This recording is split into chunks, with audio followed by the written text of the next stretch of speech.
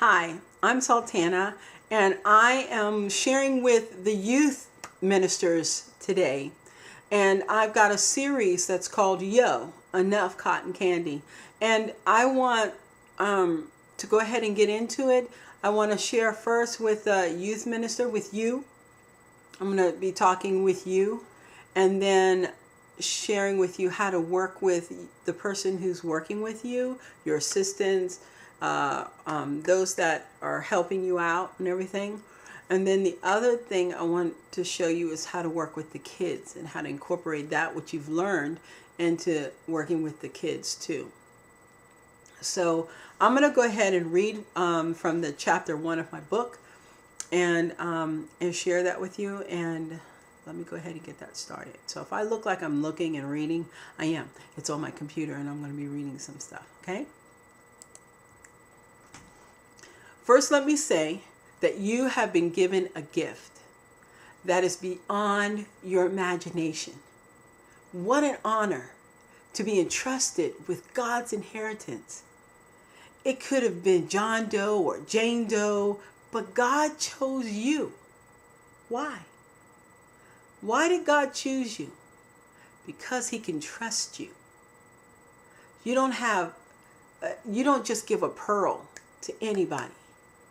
You give a pearl to someone that you can trust, someone that you really care about. You choose a person to give a pearl to, because God's trust in you, He's placed you before those children, because that's His pearl. That's His inheritance. Now we're going to tweak a couple of things. One of those things, the first things to remember, is working with children is not a job. It's a privilege. Someone had to be Billy Graham's Sunday school teacher. Someone had to teach him. And look what has happened when when God blew on his flame, he began to minister the gospel, and look how many countless of thousands of people that receive Christ in their life because of Billy Graham.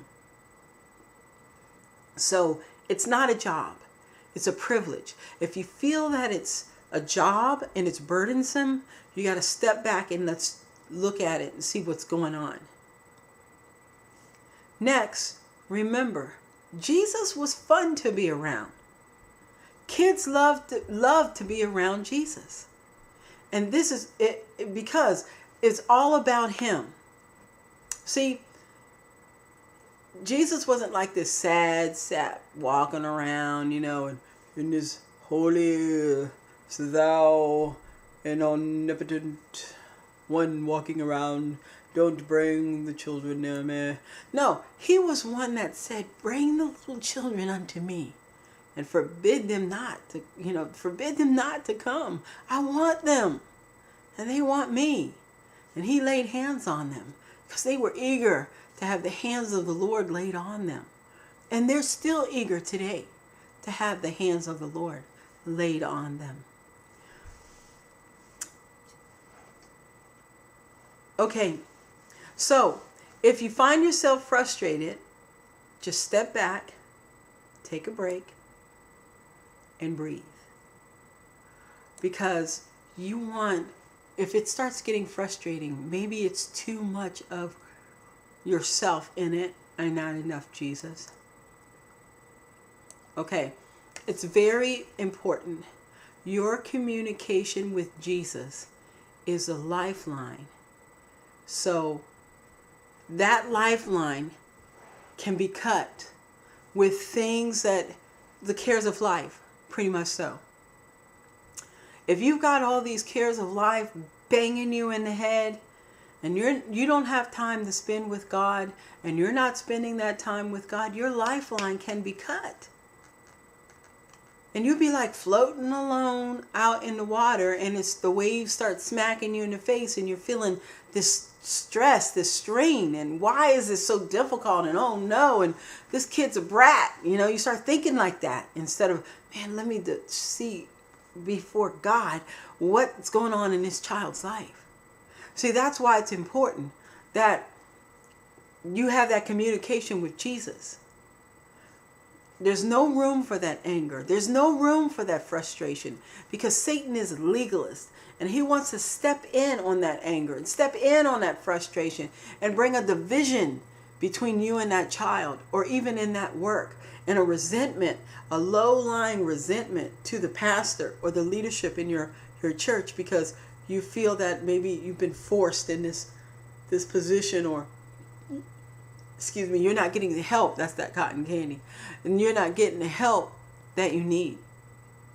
So never depend on just your talent alone, because there's a lot of folks that are very talented with kids. They can make a kid laugh. They can do all kinds of juggling acts and puppetry, and they can sing like you wouldn't believe, and lead worship and everything and stuff like that. But they still, they struggle when it's that one-on-one with the child, or they kind of have that, they have a talent. And sometimes that talent can get you in trouble, because it can put you in a position that you're not prayed up for and you're not ready for. Like, for instance,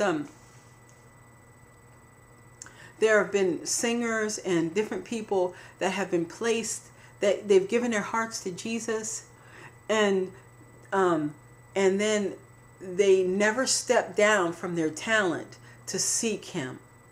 They always, like, for instance, a person could come into the church, and because they are talented in a certain way, they can play the guitar, or they can sing, or they can do this, somebody instantly puts them into leadership position, and you don't know their life or their struggles or what's going on, but yet they're working out of their talent. That's like lighting a lamp with very little oil inside of it. After a while, that oil is going to burn down, and that candle is going to smoke. It's going to burn out. And that's a big thing we got to remember. If you're talented, step down for a season. Learn things about God. Submit yourself underneath the authority of your church and see their vision. Don't come in with your vision and try to incorporate your vision.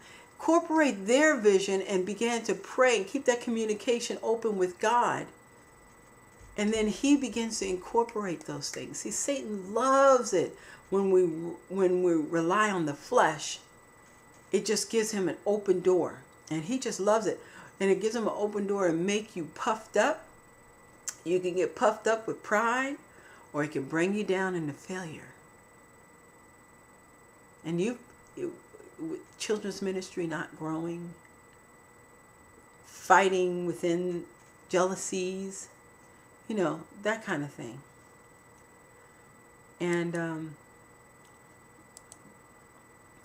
so that's something that you have to watch out, because Satan is a legalist. Okay? Now, simply ask the Lord to show you all the areas of known sin that is in your heart. Okay? Known sin. That's stuff that you know of. That's stuff that you call gray area.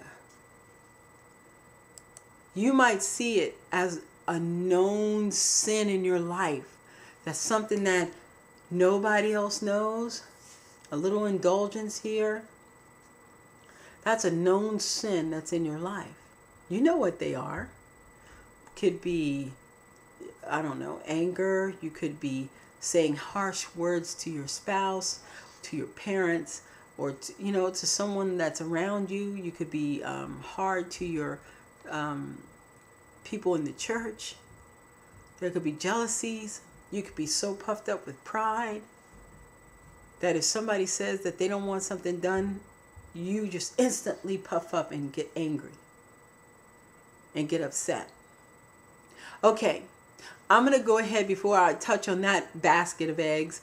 We're going to go ahead and go to the next video. Stick with me, and we're going to walk through this. Yo, enough cotton candy. So let's walk through this together, and I'll see you on the next video. Okay.